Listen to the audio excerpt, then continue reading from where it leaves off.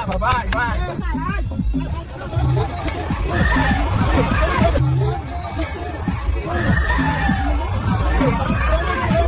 Caralho, se fuder, vai demais! E aí pessoal, beleza? Tô de volta aqui, cheguei a casa agora aqui, animado, depois de um dia aí produtivo de trabalho e de estudos, e a intenção que é repassar aqui um pouco do conhecimento adquirido, beleza? Então assim, a minha ideia aqui é aplicar, como a minha ideia aqui é aplicar a teoria a casos reais, situações que eu acho interessante, nesse curtíssimo vídeo, que tem assuntos para horas de conteúdos, eu decidi selecionar o menos polêmico. E dentre os assuntos polêmicos, que eu acredito que todos eles são, eu escolhi falar sobre a ação penal. Então aqui nesse vídeo nós observamos uma sequência de eventos que nos permite discutir os diversos tipos de ação penal existentes no Brasil. Então ali, inicialmente, nós vimos uma mulher que agride um homem com um tapa no rosto e ele reage, né? Do meu ponto de vista ali, de maneira proporcional, né? Imediatamente ele revivou com um tapa no rosto também.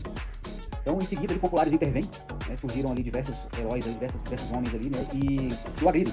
Perfeito? Causando ali certamente lesões corporais, né? pela intensidade ali, pela força empregada, a forma como ele caiu, é o que nos leva a crer. Então, analisando o vídeo assim, superficialmente, né? Mas o interessante aqui não é aplicar exatamente, não é julgar o caso, mas aplicar a teoria conforme o cenário que a gente consegue identificar ali no vídeo. Perfeito? Então vamos lá, vamos aqui aos tipos de ação penal existentes no Brasil, né? Então aqui nós temos a ação penal pública e condicionada, né, inicialmente, que é a regra. Então assim, o Ministério Público, né, o MP, ali na figura dos promotores, né, o MP é quem tem ali a iniciativa exclusiva para propor essa ação penal. Ele é o titular, né, da ação penal, é ele quem pode oferecer a denúncia. Então, independentemente da vontade da vítima, se o MP tomar conhecimento, ele pode propor a ação. Ali, preenchendo ali os pressupostos, ele vai propor a ação. Então, crimes como homicídio, roubo, né, violência contra as mulheres no âmbito das relações domésticas e familiares, né, então se enquadram nessa categoria. E aqui você deve estar se perguntando, né, e aí, mas como o MP vai tomar conhecimento desses crimes? Os promotores estão lá nos seus gabinetes, etc, né? Então eu te digo que o MP pode tomar ciência dos fatos das mais diversas formas, né, por diversos meios, não se limitando ao boletim de ocorrência. Então, denúncias anônimas, por exemplo, né, notícias vinculadas na mídia, ou comunicações de terceiros, né, então podem servir aí como ponto de partida para a atuação do Ministério Público. Contudo, para a instauração do inquérito ou do oferecimento da denúncia pelo MP, é necessário que haja elementos mínimos, né, que indiquem a ocorrência do delito e a autoria do delito. Perfeito? Então aqui nós temos aqui como uma segunda modalidade de ação penal, a pública condicionada à representação.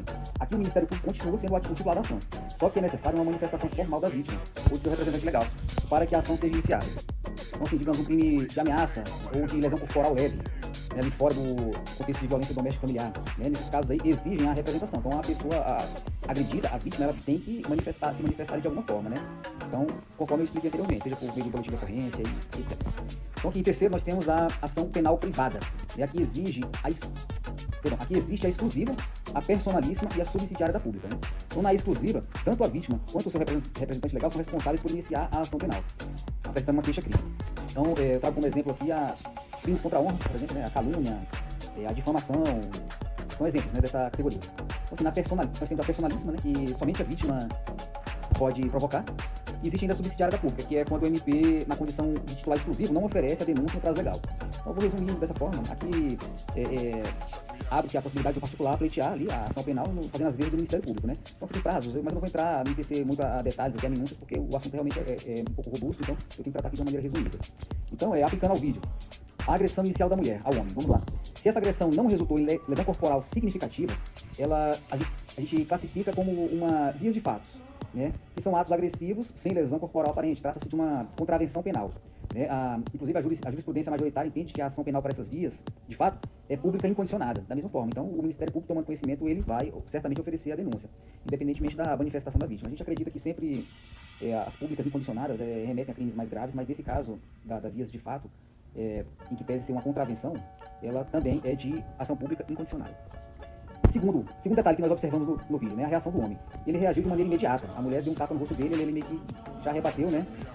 E, como eu falei anteriormente, no meu ponto de vista, de maneira proporcional à agressão. Aí você pode discutir se foi covarde, se não pode bater em mulher, etc. Mas foi como ele reagiu, perfeito? Não vou entrar nesses detalhes aí.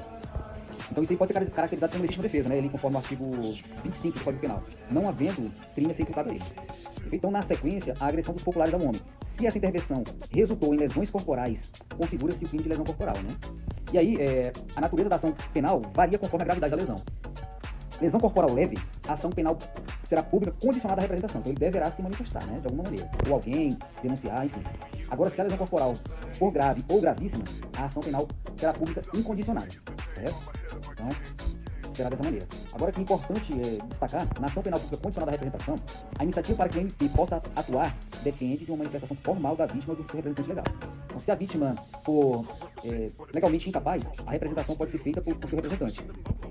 Caso a vítima venha a falecer, por exemplo, ou declarada ausente, que é o instituto lá do processo civil, o direito de representação é transferido aos seus sucessores legais. Ainda tem uma ordem, né? Tem que ser necessariamente essa ordem de prioridade: cônjuges, ascendentes, descendentes ou irmãos. É o famoso CAD, né? Cônjuge, C de cônjuge, A de ascendentes, D de descendentes e I de irmãos. Esses familiares podem, então, manifestar o desejo de ver o autor sendo processado, correto? De que o autor do crime seja processado. É importante ressaltar aqui que terceiros que não se enquadrem nessas categorias não possuem a legitimidade para oferecer a representação necessária ao início do processo penal. Agora, fazendo aqui um cenário inverso. Se o homem tivesse iniciado a agressão contra a mulher em um contexto de relação doméstica ou familiar, lá nos casos da Lei Maria da Penha, né? Nesse caso, a ação penal para a lesão corporal, mesmo leve, é pública condicionada, permitindo que o MP inicie o processo independentemente da vontade da vítima. Então, é um dos institutos que a Lei Maria da Penha traz para enrijecer, né, as medidas contra agressores nesse tipo de situação. Então, compreender diferentes tipos de ação penal, quem possui a legitimidade para iniciá-la, é essencial para garantir que os direitos das vítimas sejam protegidos, né? E que a justiça seja aplicada de forma adequada. Galera, o vídeo é extremamente polêmico, eu não vou me ater aqui a detalhes assim que fujam do direito, né? A gente podia tratar aí de assuntos relacionados a comportamentos pessoais da vítima, do agressor, de quem revidou, né? Mas isso aí vai pro lado da psicologia, dos terapeutas comportacionais, né? Então aí dos assistentes sociais. Aqui nós vamos nos ater a questões jurídicas, vamos ser mais concisos, mais objetivos aqui no nosso conteúdo, beleza? Valeu, pessoal, até mais, espero que vocês gostem do vídeo aí, bom final de semana. Fui!